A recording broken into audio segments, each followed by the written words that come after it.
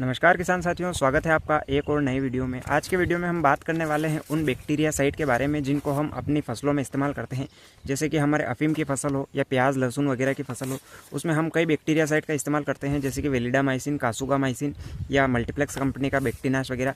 तो हमें ये पता होना चाहिए कि इनमें से कौन सा किस अवस्था में या कब प्रयोग करना चाहिए, क्योंकि लिक्विड में जो आता है वो कासुगामाइसिन और वेलिडामाइसिन आता है, और जो पाउडर फॉर्मुलेशन में आता है वो आता है बैक्टीनाश या स्टेप्टोसाइक्लिन के पाउच वगैरह आते हैं। तो इनको कब और कैसे इस्तेमाल करना, उसी के बारे में ये वीडियो रहने वाला है। और इनके टेक्निकल नाम क्या है और ये क्या काम करते हैं और कौन कौन से बीमारियों में इनका जो है हमें अच्छा रिजल्ट देखने को मिलता है, उसी के बारे में ये वीडियो रहने वाला है।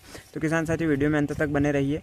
तो किसान साथियों, सबसे पहले बात की जाए धानुका कंपनी के कासुगामाइसिन की। तो कासुगामाइसिन जो है ये एक एंटीबायोटिक भी है, यानी कि ये जो वायरस से बीमारियां फैलती हैं, जो सूक्ष्म जीव होते हैं, उन जीवों की वजह से जो बीमारियां फैलती हैं, जिसको हम बोलते हैं कि वायरस आ गया है, जैसे कि अफीम की फसल में भी बोला जाता है और लहसुन की फसल में भी हम देखकर बोलते हैं कि वायरस आ गया है। तो ऐसी बीमारियों को खत्म करने के लिए कासुगामाइसिन का उपयोग किया जाता है। अभी ये एंटीबायोटिक का भी काम करता है, यानी कि वायरल बीमारियों को भी रोकने का काम करता है, और उसके अलावा ये फंगस को खत्म करने का भी काम करता है। अब फंगस की बात की जाए तो ये लेट ब्लाइट, अर्ली ब्लाइट यानी कि जो झुलसा रोग होता है उनको खत्म करने का काम करता है। और ये क्यूरेटिव और प्रिवेंटिव दोनों में इस्तेमाल किया जा सकता है। प्रिवेंटिव का मतलब ये होता है कि ये बीमारी आने से पहले भी इसका इस्तेमाल किया जा सकता है ताकि बीमारी आए ही ना, और क्यूरेटिव मतलब कि बीमारी आने के बाद भी इसका इस्तेमाल किया जाता है, और इसका जो है बहुत ही अच्छा रिजल्ट हमें बीमारी आने के बाद भी देखने को मिलता है। बीमारी को वहीं का वहीं रोक देता है और आगे बढ़ने नहीं देता है। तो किसान साथियों, इसका जो डोज होता है, यानी कि जो धानुका कंपनी का कासुगामाइसिन है, इसका जो डोज होता है वो होता है कम से कम 30 से 40 ml पर पंप। जो 20 लीटर वाला स्प्रे पंप होता है उसमें कासुगामाइसिन जो आपको डालना रहता है वो 30 से 40 ml पर पंप के हिसाब से डालना रहता है। किसान साथियों, अब बात करते हैं अगले बैक्टीरिया साइड की, जो है मल्टीप्लेक्स कंपनी का बैक्टीनाश। इसमें जो टेक्निकल हमें देखने को मिलता है वो होता है 2-ब्रोमो-2-नाइट्रोप्रोपेन 1,3-डायोल, इसका जो पूरा टेक्निकल नाम होता है। अब इसका जो इस्तेमाल किया जाता है तो इसका इस्तेमाल ये पाउडर फॉर्मुलेशन में हमें देखने को मिलता है। तो पाउडर फॉर्मुलेशन में होने के कारण क्या होता है कि ये बहुत ही ज़्यादा जल में घुलनशील होता है, बहुत ही तीव्रता से ये जल में घुल जाता है। और इसका जो डोज़ हमें देखने को मिलता है तो इसका जो डोज़ मैं आपको बता दूं बहुत ही कम होता है। दूसरे जो हमें लिक्विड बैक्टीरिया साइड देखने को मिलते हैं उनके मुकाबले इसका जो डोज़ है वो कम होता है। जो इसका डोज़ 10 ग्राम प्रति पंप के हिसाब से होता है, यानी कि 10 ग्राम ही आपको 20 लीटर पानी में मिलाकर स्प्रे करना होता है। अब ये भी कई सारी बीमारियों में काम करता है, जैसे कि leaf spot, early blight, late blight और फल सड़न की जो समस्या हमें देखने को मिलती है उसमें भी ये बहुत ही अच्छा काम करता है। तो आपको जो फल सड़न देखने को मिलता है, जैसे कि संतरे का बगीचा हो गया या नींबू वगैरह, या आपकी अफीम में भी आपको जो है विकृत डोड़े देखने को मिलते हैं, जैसे कि काले काले धब्बे वाले डोड़े या ख़राब डोड़े, तो उनके ऊपर भी आप स्प्रे कर सकते हैं, आपको बहुत ही शानदार रिजल्ट देखने को मिलेगा।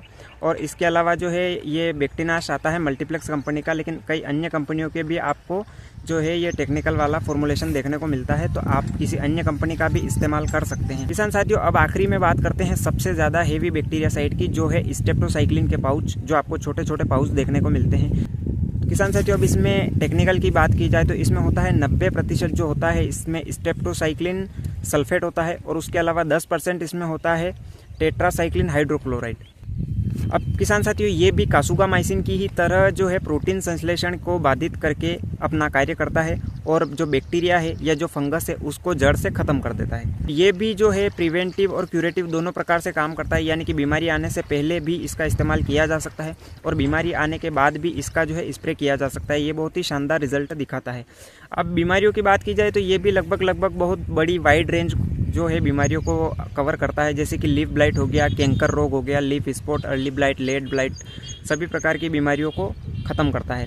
अब इसके अलावा इसके जो डोज की बात की जाए तो सभी जो बैक्टीरिया साइड हमने इस वीडियो में बात की, कोई लिक्विड वाला हो गया या कोई पाउडर फॉर्मुलेशन वाला जो हमें बैक्टीरिया साइड देखने को मिलता है, उसमें से सबसे जो कम डोज है वो इसी का है। किसान साथियों, आपको एक विशेष बात का ध्यान रखना है कि इसका इस्तेमाल करने से पहले आपको डोज का हमेशा ध्यान रखना है, क्योंकि ये जो डोज कम ज़्यादा अगर आप कर देते हैं, क्योंकि इसका डोज बहुत ही ज़्यादा कम है, अगर इसका डोज आप कम ज़्यादा करते हैं तो आपको इसके जो है साइड इफेक्ट देखने को मिल सकते हैं फसल में।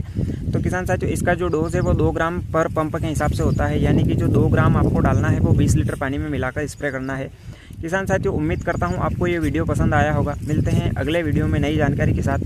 धन्यवाद।